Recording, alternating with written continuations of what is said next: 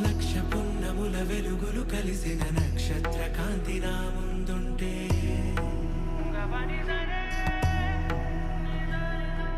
దేవతలందరి దివ్య రూపములు ఒకటైలాగ దర్శనమిస్తే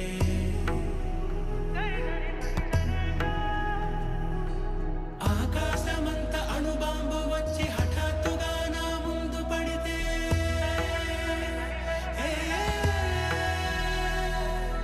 పేలిపోతోంది గుండె పేలిపోతోంది రెప్ప వేయడం మరిచా నీ పసిడి పెదవులను చూడడానికే శ్వాస తీయడం మరిచా నీ కనుల భాషలను చదవడానికే చుట్టూ చూడడం మరిచా